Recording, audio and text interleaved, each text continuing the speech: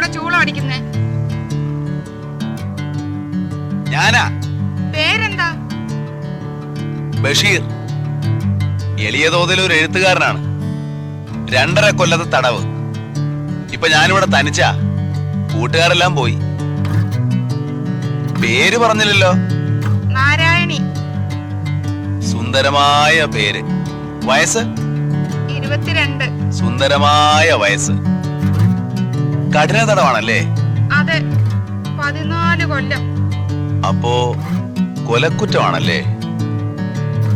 വന്നിട്ട് ഒത്തിരി നാളായോ? 1 കൊല്ലമായി. എന്തൊരു ജീവിതം. നാരായണി, നമ്മളേതാണ്ട് ഒരുമിച്ചാണ് ഈ ജയിലിൽ വന്നത്. എനിക്കൊരു റോസാച്ചെടി തരുമോ?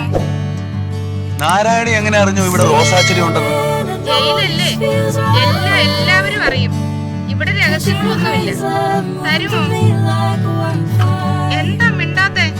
നാരായണി, ഈ ഭുവനത്തിലുള്ള എല്ലാ പനിനീർ ചെടികളും ഞാൻ നാരായണിക്ക് തരും. ഒരെണ്ണം മതി. തരുമോ? ഓ, എന്തൊരു ചോദ്യമാ നാരായണി ഇത്. തരുവോന്ന്? നാരായണി, അവിടെ തന്നെ നിൽക്കണേ. ഞാൻ ഇപ്പം കൊണ്ടുവരാം. കേട്ടോ? കേട്ടു. നാരായണി,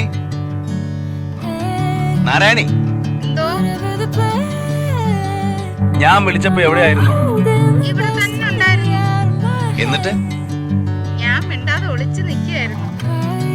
കള്ളി. റോസാച്ചെടി കൊണ്ടുവന്നോ? ബഷീറേ, ബഷീറേ, ബഷീറേ. ദൈവത്തിനെ എത്ര സ്നേഹത്തോടെ വിളിച്ചിരുന്നെങ്കിൽ സ്നേഹത്തോടെ വിളിച്ചിരുന്നെങ്കിൽ എന്നാണ് പറഞ്ഞത്. സ്നേഹത്തോടെ വിളിച്ചിരുന്നെങ്കിൽ ദൈവം എന്റെ മുമ്പിൽ പ്രത്യക്ഷപ്പെടുമായിരുന്നു. ദൈവം ആരുടെ മുമ്പിലും പ്രത്യക്ഷപ്പെടുകയില്ല. ദൈവം നമ്മുടെ അടുത്തുണ്ട്.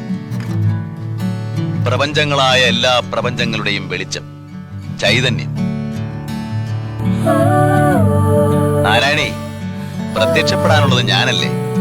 വിളിച്ചിട്ടെന്താ പിന്നെ ഇത്രയും നേരം വിളിയേക്കാഞ്ഞത്? ഞാൻ ചുംബിക്കുകയായിരുന്നു. മതിലില്ല. അല്ല, പിന്നെ